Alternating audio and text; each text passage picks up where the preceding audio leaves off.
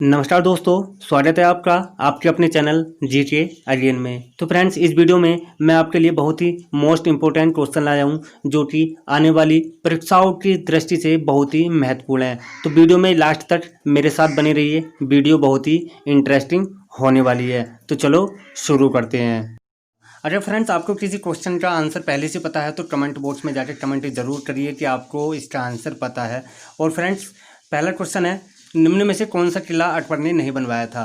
तो फ्रेंड्स, इसका जो आंसर जाएगा वो आपका जाएगा ग्वालियर का किला। और फ्रेंड्स, आपको यहाँ पर एक बात ध्यान रखने की ज़रूरत है। जो ये ग्वालियर का किला है ये मध्य प्रदेश में स्थित है और इसका निर्माण कच्छवाहा के शासक सूरज सेन ने बनवाया था। तो फ्रेंड्स, याद रखिएगा, ये ग्वालियर का किला मध्य प्रदेश में स्थित है और इसका जो निर्माण है वो कच्छवाहा के शासक सूरज सेन ने करवाया था। और फ्रेंड्स, बाकी जो 3 किले हैं इनका निर्माण अकबर ने करवाया था। ठीक है फ्रेंड्स, देखते हैं अगला क्वेश्चन। भारत का कौन सा क्षेत्र एक समय अवंतिका के नाम से जाना जाता था या अवंती के नाम से जाना जाता था? तो इसका जो आंसर जाएगा वो आपका जाएगा मालवा। तो याद रखना फ्रेंड्स, मालवा को प्राचीन काल में अवंतिका नाम से जाना जाता था। और फ्रेंड्स, आपको यहाँ पर एक बात और याद रखने की जरूरत है। अवंतिका है वो 16 महाजनपदों में से एक था जो 2 भागों में विभक्त था। पहला उत्तरी विभाग जिसकी राजधानी उज्जैन थी और दूसरा दक्षिणी जिसकी राजधानी महेशमती थी। तो याद रखिएगा, एग्जाम में अगर पूछा जाए तो याद रखिएगा। पढ़ते हैं अगले क्वेश्चन की तरफ। क्वेश्चन नंबर 3 है आपका, गौतम बुद्ध ने महापरिनिर्वाण कहाँ लिया था? तो फ्रेंड्स, इसका जो आंसर जाएगा वो आपका जाएगा कुशीनगर। तो फ्रेंड्स, जो महात्मा गौतम बुद्ध का महापरिनिर्वाण हुआ था वो 483 ईस्वी पूर्व हुआ था कुशीनगर में। और इनके जन्म की बात करूं तो आपका 563 ईसा पूर्व हुआ था लुम्बिनी नामक ग्राम में। तो याद रखना फ्रेंड्स, को एग्जाम में क्वेश्चन ऐसे ही पूछे जाते हैं। बढ़ते हैं अगले क्वेश्चन की तरफ। क्वेश्चन नंबर 4 है आपका, मानव के दुखों के लिए अष्टांगिक मार्ग पथ का प्रतिपादन किसने किया था? तो फ्रेंड्स, इसका जो आंसर जाएगा वो आपका गौतम बुद्ध चला जाएगा, यानी कि बी। तो याद रखिएगा, जो अष्टांगिक मार्ग का पथ है और तथ्य के साधन को गौतम बुद्ध ने ही प्रतिपादन किया था। याद रखिएगा। बढ़ते हैं नेक्स्ट क्वेश्चन की तरफ। क्वेश्चन नंबर 5 है आपका, त्रिपिटक धार्मिक ग्रंथ है, यानी कि किस समुदाय का यह धार्मिक ग्रंथ है त्रिपिटक? तो इसका जो आंसर जाएगा वो आपका जाएगा बौद्धों का। यानी तो फ्रेंड्स, याद रखिएगा, बौद्धों का जो धार्मिक ग्रंथ है वो आपका त्रिपिटक है। और फ्रेंड्स, यहाँ पर एक बात और याद रखिएगा आप, जो त्रिपिटक है वो आपका पाली भाषा में लिखा हुआ है और विभिन्न भाषाओं में अनुवाद है, जो कि त्रिपिटक में बौद्ध के उपदेशों का वर्णन किया गया है। तो फ्रेंड्स, याद रखिएगा। बढ़ते हैं नेक्स्ट क्वेश्चन की तरफ। क्वेश्चन नंबर 6 आपका, सेल्यूकस निकेटर पराजित किया गया था? तो फ्रेंड्स, आपको यहाँ पर ये बताना है कि सेल्यूकस निकेटर किसके द्वारा पराजित किया गया था।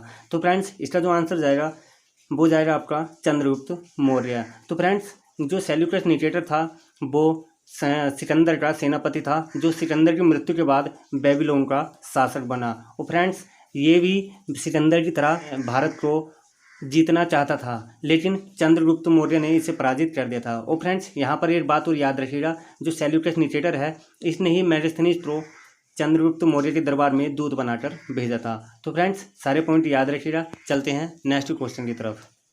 क्वेश्चन नंबर 7, किस नदी के निकट ऋग्वेद सभ्यताएं सबसे अधिक हैं? तो फ्रेंड्स, इसका जो आंसर जाएगा वो आपके चला जाएगा सरस्वती, यानी कि ए। तो फ्रेंड्स, यहाँ पर आपको ये भी याद रखने की जरूरत है, जो सरस्वती नदी है वो हिंदू धर्म के ग्रंथ और पुराणों में सबसे पवित्र नदियों में से एक है और इसे सबसे पवित्र नदी माना जाता है। और फ्रेंड्स, सरस्वती नदी के किनारे ही ऋग्वेद की सभ्यताएं सबसे अधिक थीं। तो सारे पॉइंट याद रखेंगे। चलते हैं नेक्स्ट क्वेश्चन की तरफ।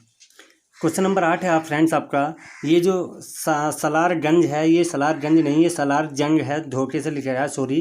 क्वेश्चन नंबर 8 है आपका, सालारगंज संग्रहालय कहाँ स्थित है? तो फ्रेंड्स, इसका जो आंसर जाएगा वो आपका जाएगा हैदराबाद। तो फ्रेंड्स, जो तेलंगाना की राजधानी हैदराबाद के पास स्थित मूसा नदी के दक्षिणी तट पर स्थित दारुल उल सिफा में ये स्थित है। और मैं इसकी बात करूं कि इसकी कब स्थापना हुई, तो इसकी जो सालार जंग है इसकी स्थापना 16 दिसंबर 1951 में हुई थी। तो फ्रेंड्स, याद रखिएगा, इसकी सालार जंग संग्रहालय की स्थापना जो है वो आपकी 16 दिसंबर 1991 को हुई थी और ये मूसा नदी के दक्षिणी तट पर स्थित दारुल उल सिफा में स्थित है। तो बढ़ते हैं नेक्स्ट क्वेश्चन की तरफ।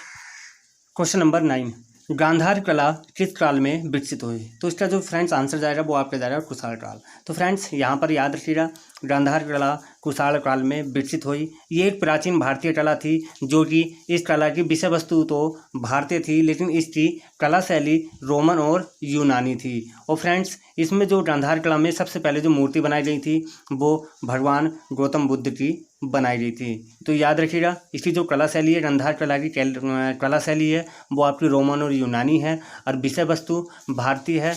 और गांधार कला में जो सबसे पहले मूर्ति बनाई गई थी वो भगवान गौतम बुद्ध की बनाई गई थी। याद रखिएगा। बढ़ते हैं नेक्स्ट क्वेश्चन की तरफ। क्वेश्चन नंबर 10, राग मियाँ की मल्हार के रचिता किसे माना जाता है? तो फ्रेंड्स इसका जो आंसर जाएगा आपका डी चला जाएगा, तानसेन। तो याद रखिएगा, राग मियाँ की मल्हार के रचिता जो माने जाते हैं वो तानसेन माने जाते हैं। और फ्रेंड्स जो तानसेन थे वे भारतीय शास्त्रीय संगीत के बहुत बड़े ज्ञाता थे और अकबर के 9 रत्नों में से एक थे। अरे इनके बचपन के नाम पूछा जाए तो इनका जो बचपन का नाम है वो रामातनु था और इनका जन्म जो हुआ था वो 1506 ईस्वी में हुआ था। तो याद रखिएगा, इनका जो जन्म हुआ था वो 1506 ईस्वी में हुआ था और ये भारतीय शास्त्रीय संगीत के बहुत बड़े ज्ञाता थे और राग मियाँ मल्हार के रचिता माने जाते हैं। तो फ्रेंड्स ये कुछ क्वेश्चन थे जो आने वाले एग्जाम की दृष्टि से बहुत ही महत्वपूर्ण थे। अगर आपको वीडियो अच्छी लगी हो तो प्लीज़ लाइक करो, कमेंट करो और चैनल को सब्सक्राइब करना मत भूलना।